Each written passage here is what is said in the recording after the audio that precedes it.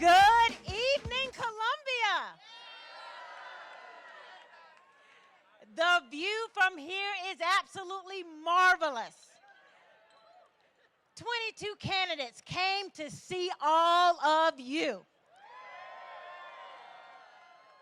There is no other state blessed with that number of candidates all in one place. You are special. My task is to introduce to you the members of Congress who have joined us from all over the country. We do have a few, and if they would join me on the stage, I would appreciate it. And these members are the ones not running for president. First, we have Representative Barbara Lee from California, 13th District. Secondly, we have Marsha Fudge from the 11th District of Ohio. Next, we have Representative Cedric Richmond from the 2nd District of Louisiana. Next, we have Sherry Bustos from the 17th District of Illinois. She's probably out there swallowed by you. The next, we have Representative Ro Khanna from the 17th District of California. And we have some coming to the stage now. Next, we have Steve Horsford from the 4th District of Nevada.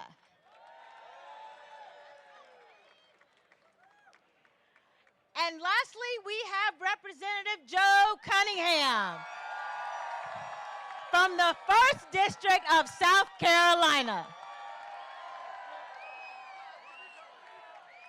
And because Representative Cunningham flipped the district, we will allow him a generous 1 minute for remarks. I can do it in 45 seconds, though. Listen, thank you all so much here for coming here tonight. Thank you to Majority Whip, Congressman Clyburn. We're one of the few seats that actually flipped the House, because I got to tell you, Majority Whip Clyburn sounds a hell of a lot better than Minority Whip Clyburn, all right? We're going to keep him in the majority is what we're going to do. A lot of people think that South Carolina is a red state. I'm here to stand as living proof that Democrats, with our vision, our values, we can win in every single county, every single corner, every single damn precinct of the state of South Carolina. Y'all need to be proud to be South Carolinians, be proud to be Democrats, and be proud to be eating fried fish with the next President of the United States here tonight. All right? Y'all give it up. Good seeing you. All right. Wonderful. Thank you so much for those remarks. Are we ready for the next speaker? I know, right? All right. Okay. Okay. All right. So, if Jamie Harrison could come to the stage, please. Jamie Harrison, please come to the stage. And while we're waiting for Jamie to come up, we'll have remarks from Cedric Richmond, our representative from Louisiana. Well, I have the great title of being assistant to the whip, which means I just do whatever he wants me to do for free. So in that light, and in honor of the First Amendment, right now he's going to get a free speech. Actually, what he's going to get is a free introduction. Jim Clyburn is one of those special people. He means what he says, and he says what he means. And he is absolutely the conscience of the Congress. He is our leader. He's our majority whip. Come on up, James E. Clyburn. Better known as the husband to Miss Emily. Thank you. Thank you, thank you, thank you.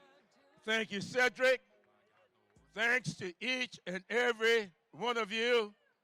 Thank you so much for all that you are doing to help restore dignity and respect to the governmental process in this country. Thank you so much for all that you're doing to help turn this state blue. And I want to say, okay. Who is Jamie? Yeah. And I just want to say how much I appreciate the respect that these candidates have given to your hard work, to your dedication, to your love of country, for all the efforts that you've put forth in helping to make this party a viable party and a valuable party here in this state. I have been asked time and time again, what is this fish fry all about? Well, let me explain it to you.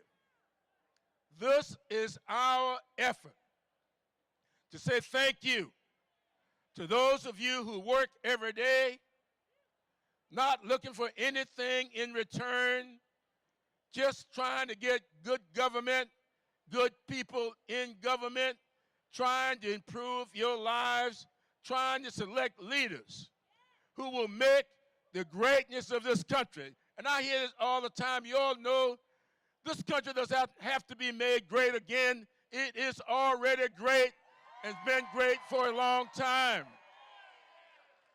And the candidates here today are those people who vying to make the greatness of this country accessible and affordable for all Americans. That's our challenge. And to get us started tonight, I want to call to the stage.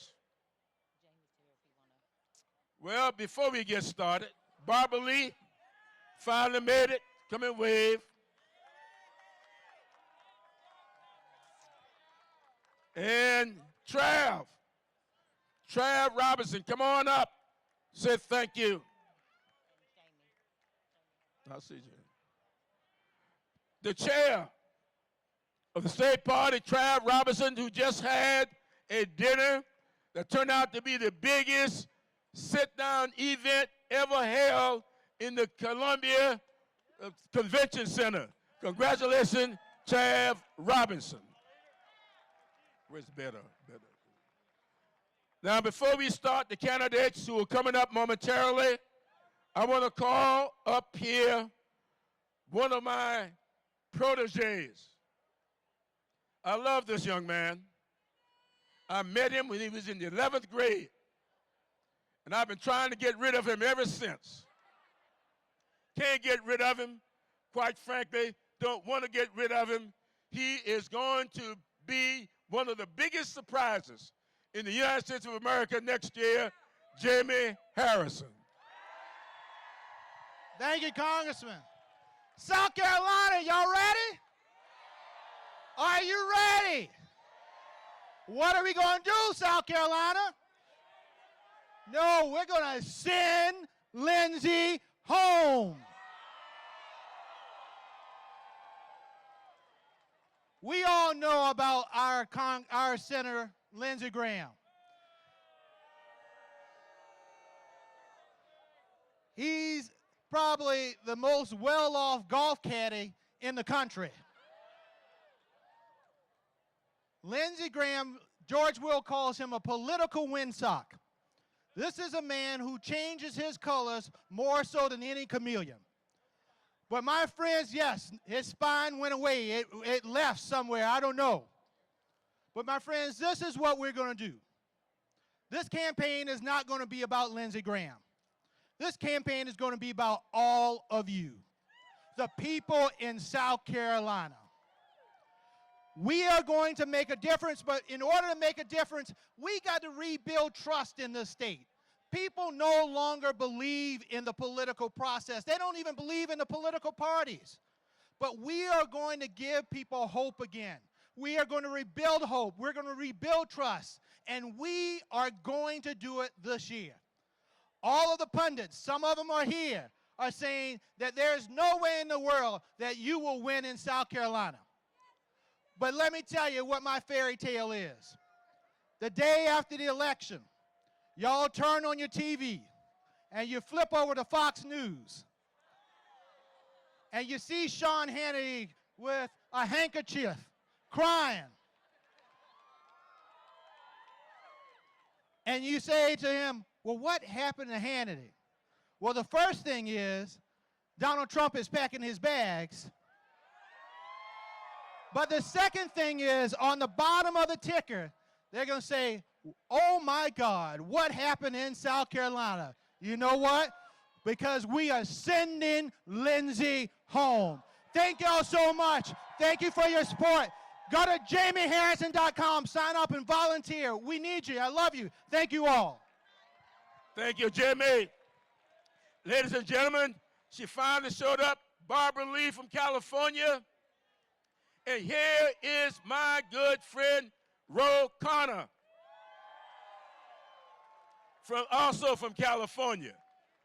And now to get us started, is Better here? Where is it? Ladies and gentlemen, he's a former congressman. I told a group tonight, I give him credit for helping establish the tone that made our comeback possible. Many of you recall one night on the floor of the House of Representatives, John Lewis led a sit-down, and we were told that it was against the rules. But when John Lewis sat down at those lunch counters down in Georgia, it was against the rules. However, he sat down anyway. And to make sure that the country knew what we were doing, this man, Beto O'Rourke, put together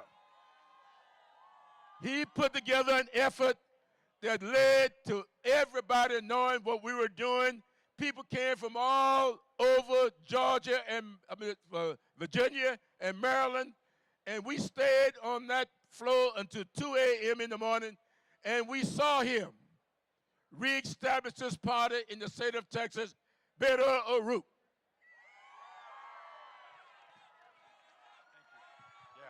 Thank you. How's everybody feeling? Muy buenas noches. I am so grateful for Majority Whip Clyburn, for his work, along with Joe Cunningham, to make sure that the House of Representatives close the Charleston loophole, that we make progress on ending gun violence in this country. But one of the things that I'm most grateful to you for, sir, is his work on the Reconstruction Era National Monument and Penn Center, making sure that the full story of the United States of America is told to the people of the United States of America. Because we know that when everyone's story is included in our national story, it is only then that we can right the wrongs and set this country on the right path. So following the lead and the inspiration of Jim Clyburn, we've been going to every single part of this state to listen to everyone. Going to Sumter to listen to those veterans who put their lives on the line for this country, to make sure that when they return, we spare no expense to deliver for them, and that we end the wars that we are in and bring those service members back home. Going to Beaufort, and with Queen Quet of the Gullah Geechee, paying respects at the gravesite of Robert Smalls to make sure that he's in this national story, and to understand how the people of the Low Country will meet the challenge of climate change before it is too late. Going to Voorhees in Denmark, South Carolina, and listening to people who just want to be able to drink the water that comes out of the tap, and they want a federal government and a president who will invest in their communities. And then going to South Carolina State University and listening to people talk about justice, where every single person's story is included, so there is justice for every single American. If we bring everyone's story into the story of this country, it is only then that we will achieve the great things that we want to do: universal, guaranteed, high-quality health care, a world-class public school education system, because we get behind world-class public school educators, criminal justice reform in this country, confronting the challenge of climate change before it is too late. So South Carolina, thank you for sharing your story with us, making it part of the national story, and ensuring that this country can meet the greatest challenges that we've ever faced and do it together. Les agradezco. Gracias. We'll see you later. Adios. Thank you very much. Thank you. Appreciate it. Thank you so much, Beta. Thank you. Now, ladies and gentlemen, the next person up needs no introduction. He is the former Vice President of these United States. Ladies and gentlemen, Joe Biden.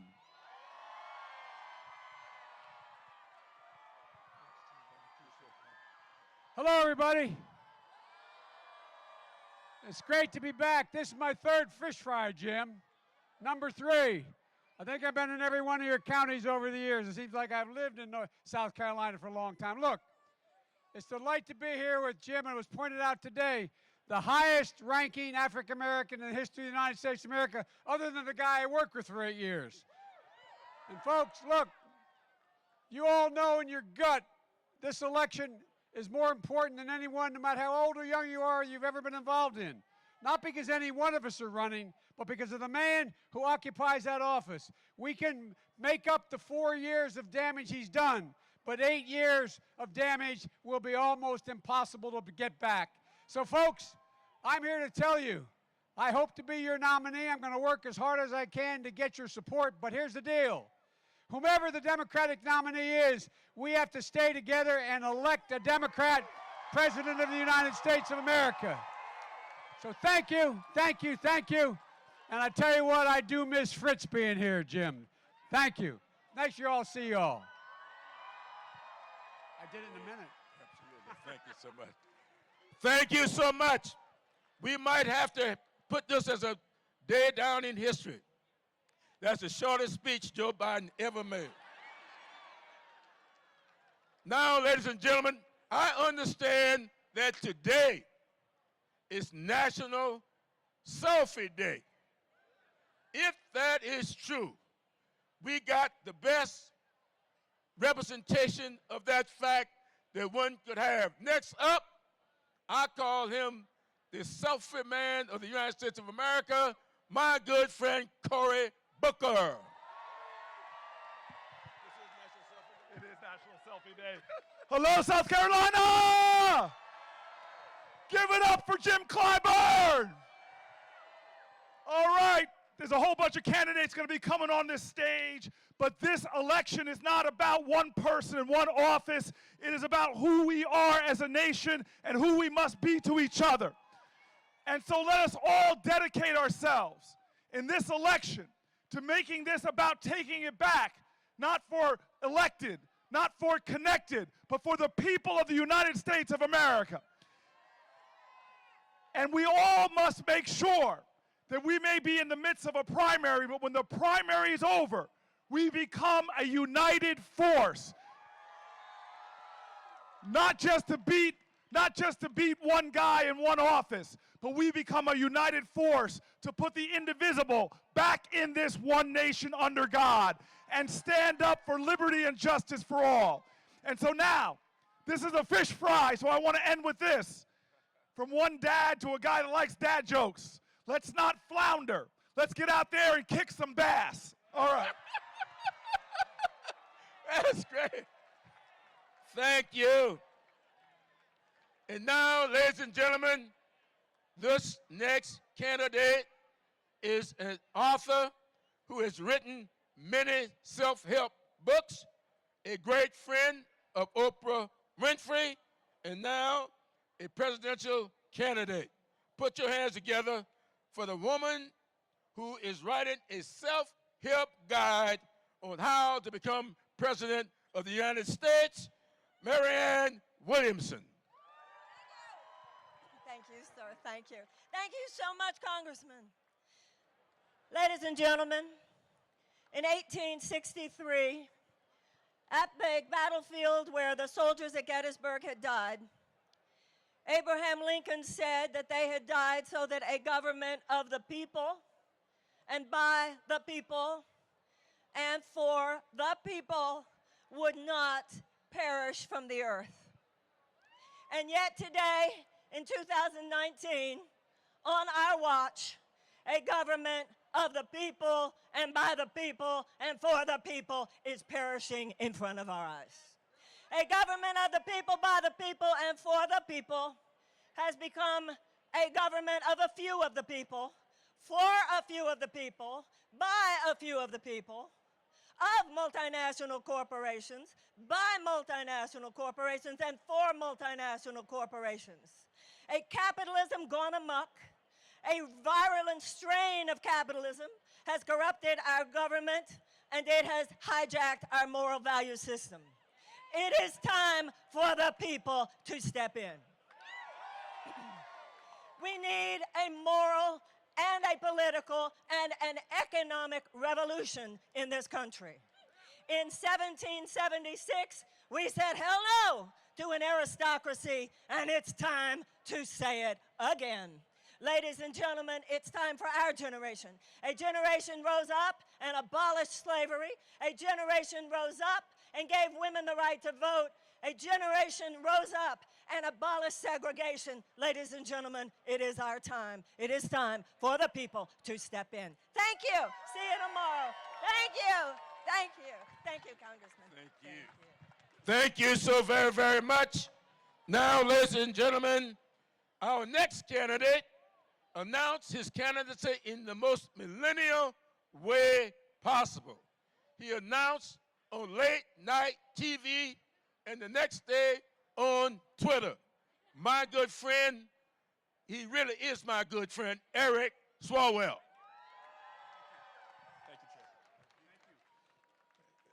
Thank you, Whip Clyburn. I think it's so appropriate that you gave us all the same t-shirt because I believe our candidates are a part of the Avengers.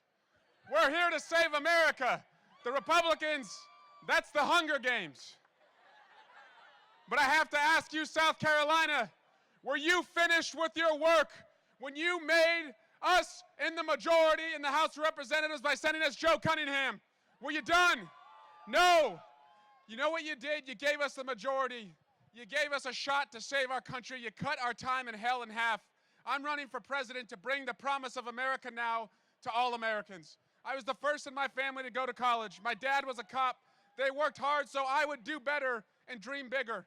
We have an opportunity now with 28 new members of Congress in their 40s and under. Let's seize this moment. Will the future be for healthcare a healthcare guarantee where if you're sick, you're seen and you don't go broke? Will the future for college be 0% interest on student loans? Will the future for our democracy get rid of dirty maps and dirty money?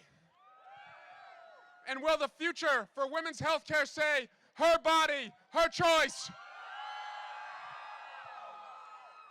And will the future for ending gun violence say that we love children more than we love our guns? So here's my pledge to you. Ending gun violence will be my top priority. We passed background checks in the House of Representatives because you sent us Joe Cunningham. Make me your nominee. You will get sick and tired of seeing me because I'm going to come here all the way to November to help elect Jamie Harris into the Senate so we can pass that there too. So let's challenge the next generation to go big on the issues, be bold with the solutions, and do good again as Americans. Thank you so much. Thank you, Whip. Thank you. Thank you very much, Eric. Our next candidate comes to us all the way from Colorado. He has been a restaurateur. He's been a geologist. He's been a mayor. He's been a governor. and he is aspiring for the next office, John Hickenlooper from California.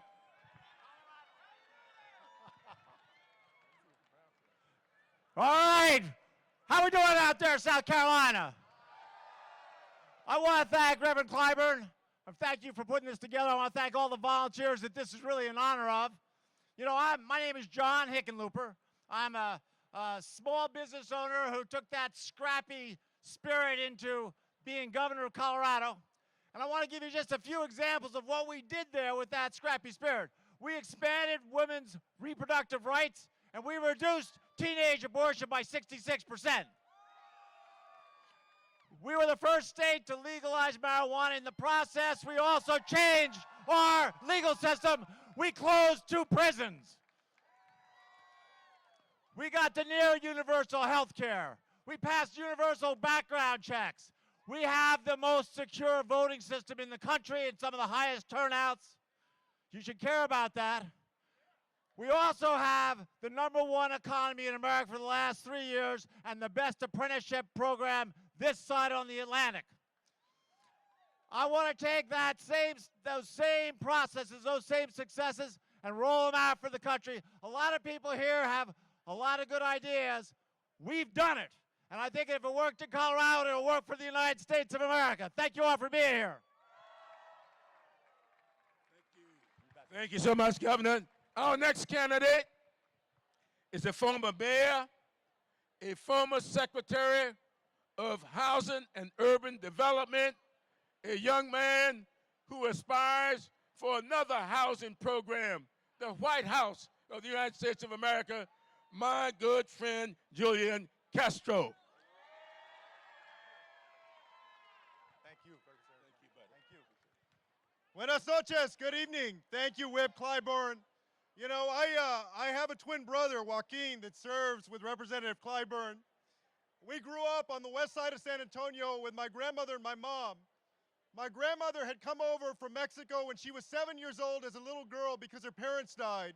She never finished elementary school in San Antonio, so she worked as a maid, a cook, and a babysitter her whole life. She raised my mom as a single parent, and my mom raised my brother and me as a single parent too. And to think that just 2 generations after my grandmother got here with nothing to the United States, one of her grandsons is serving as a member of the United States Congress, and the other one is running for President of the United States of America. That is America. That is its promise. And you know, in this campaign, we're not just going to talk the talk, we're going to walk the walk. We're going to be fearless. A couple of months ago, I was in Charleston, a couple of blocks away from the Mother Emanuel AME Church. And it reminded me that 4 years ago, someone went in there and he murdered 9 people. And then a few hours later, he was apprehended by police without incident.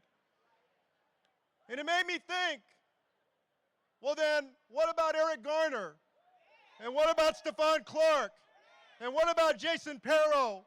And what about Laquan McDonald? And what about Pamela Turner? And what about Sandra Bland? And what about Walter?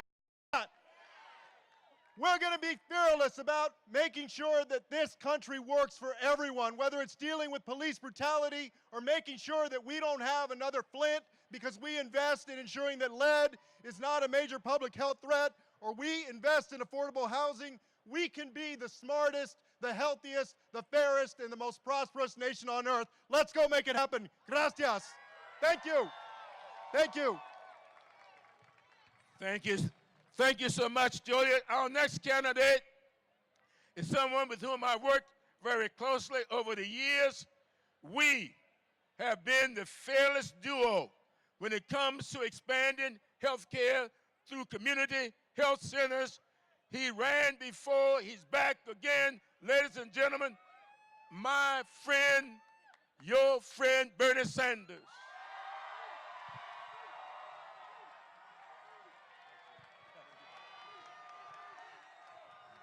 Thank you. Let me thank Jim Clyburn not only for being a great congressman, but for working together to make sure that everybody in this country can at least have high-quality primary health care.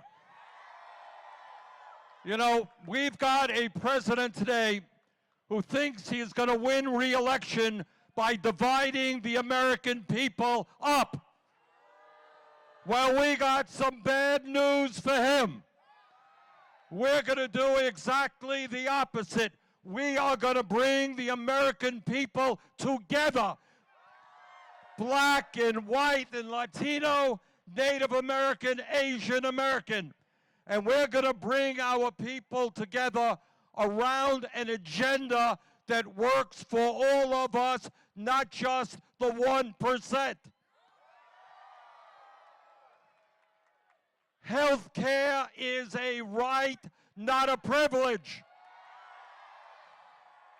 We are going to raise that minimum wage to a living wage, $15 an hour. We are going to make public colleges and universities tuition free. And we are going to substantially reduce student debt. Donald Trump thinks that climate change is a hoax. Well, Donald Trump is wrong. And together we are going to take on the fossil fuel industry, and we are going to transform our energy system to energy efficiency and sustainable energy. We are the richest country in the history of the world. 500,000 people should not be sleeping out on the streets tonight. Gentrification should not be destroying neighborhoods. We're going to put people to work rebuilding our infrastructure and building the affordable housing this country desperately needs. Brothers and sisters, at the end of the day, the 1%, they got a lot of money and they got a lot of power. But we got something they don't have. We are the 99%. And 99% is a hell of a bigger number than 1%. Let us stand together. Let us defeat Trump. Let us transform this country. Thank you all. Thank you so much, Bernie. And now, ladies and gentlemen, our next candidate is a gentleman who decided that it was not difficult enough to be mayor of New York City.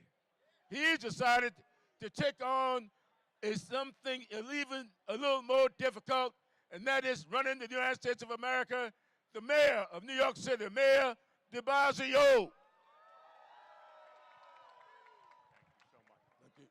Everybody, Congressman Jim Clyburn was a civil rights activist in his youth, now one of the great leaders of the United States of America. Let us thank him for all he does.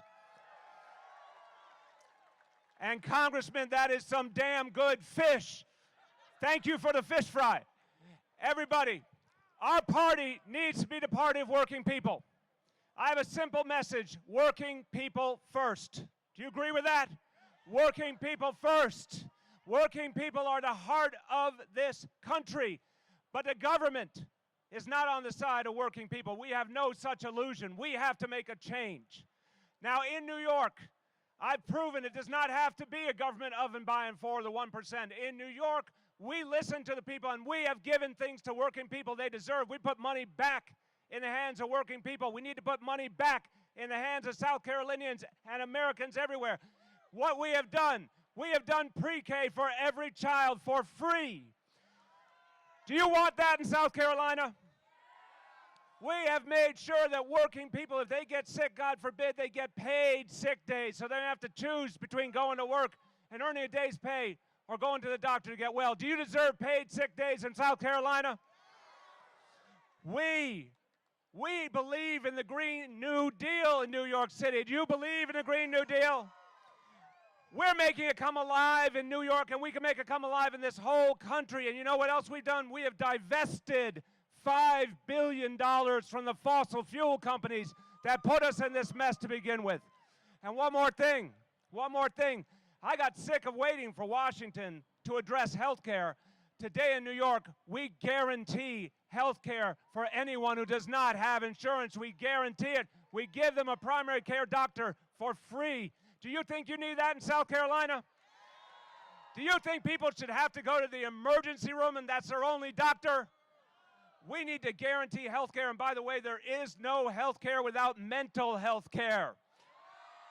And I want to thank my wife, Shirlane McCray, First Lady of New York City, who is leading the charge in New York and around the nation. Everyone deserves access to the mental health care they need without any stigma, without any discrimination.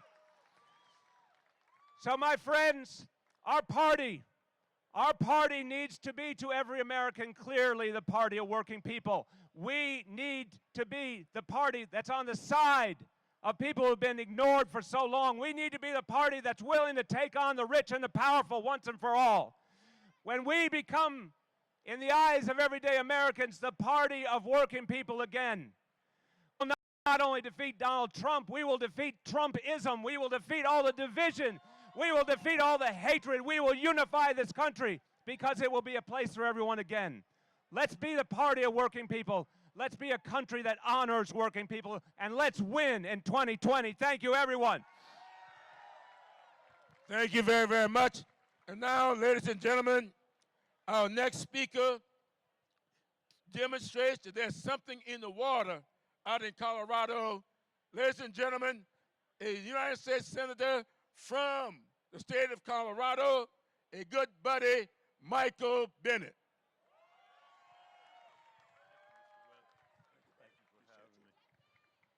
I don't know if it's in the water, Mr. Whip, in Colorado. It might be something else.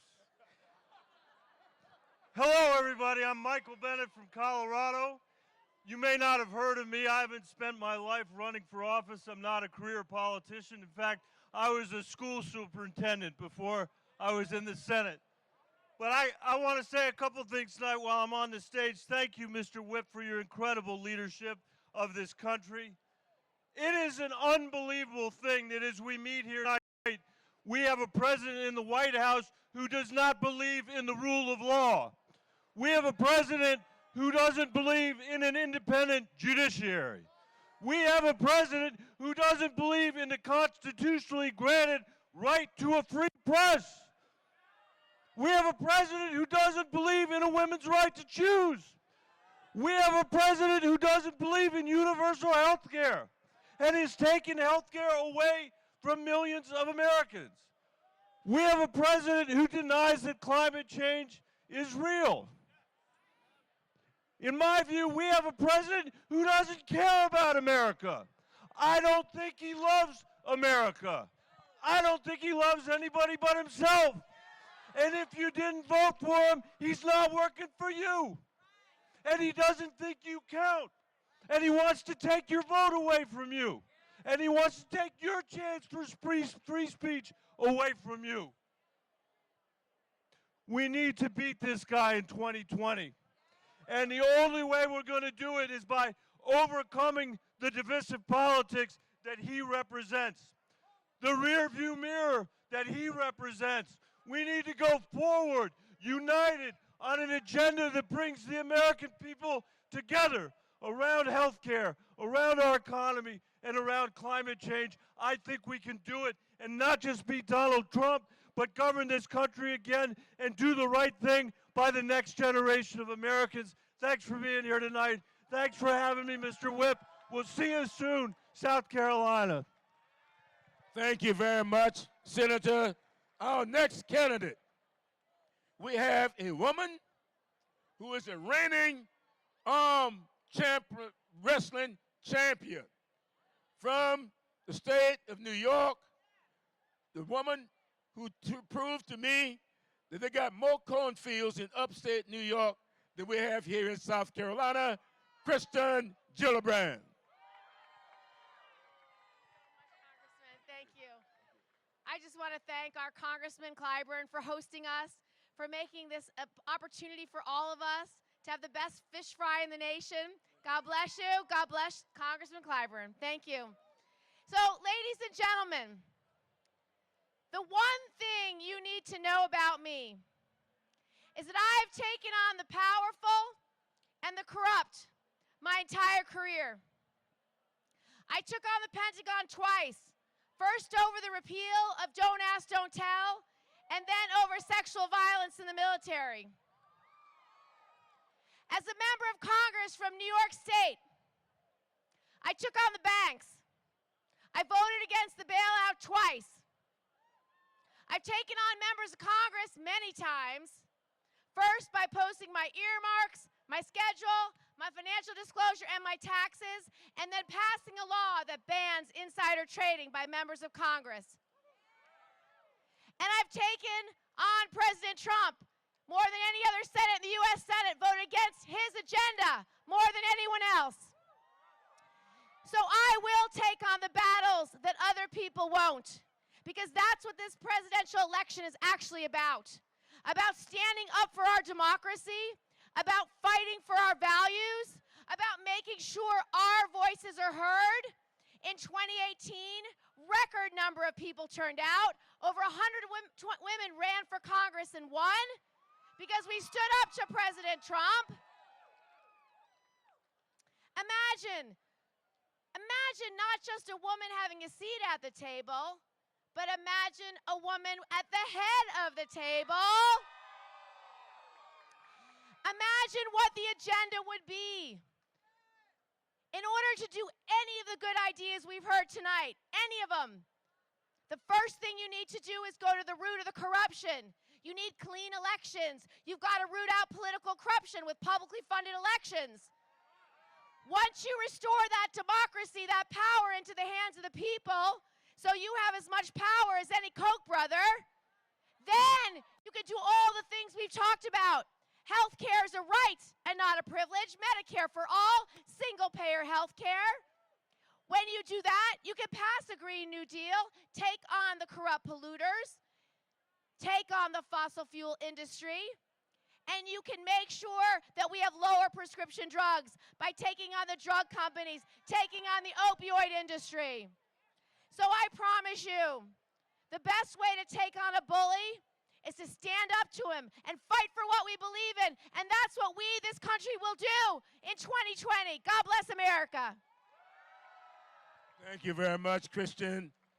Our next candidate announced her candidacy for President of the United States in a big snowstorm. And she kept those snowflakes in her hair so long, I thought she needed to come down here to South Carolina to get rid of them. So, Amy Klobuchar, come forward. The senator from Minnesota. Thank you so much, Mr. Clyburn. And you know, the last time we were together at this fish fry, when I spoke here, I think it gives us all good luck, South Carolina, because the last time was the year that we elected Barack Obama as president. Okay, so yes, I announced in the middle of that snowstorm. And afterwards, the president of the United States sent out a tweet. And he made fun of me for talking about climate change in the middle of a blizzard. So I wrote back, Donald Trump, the science is on my side. And I'd like to see how your hair would fare in a blizzard. Okay. But the reason I did that by that river was that I wanted to make a point that it's time to cross the river of our divides to get to a higher plane in our politics. And my background is a little different than Donald Trump's. My grandpa was an iron ore miner. My mom was a teacher and a proud union member. My dad was a newspaper man, and I stand before you as a granddaughter of an iron ore miner, as a daughter of a teacher and a newspaper man, as the first woman elected to the U.S. Senate from the state of Minnesota, and a candidate for President of the United States.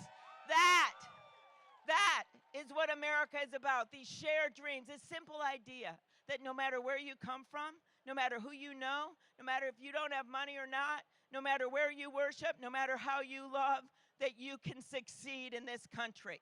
And we have a man in the White House right now that divides us every day. He goes after immigrants. He goes after people of color. He decides he's going to send us to war by tweet. And we need to come together and win. And every great thing that my colleagues have set up here, we need to get done. We need to go after climate change, right? We need to do something about prescription drugs and bring those costs down. We need to go after college costs and bring them down. But none of this is going to happen unless you vote. So I'm going to end with this.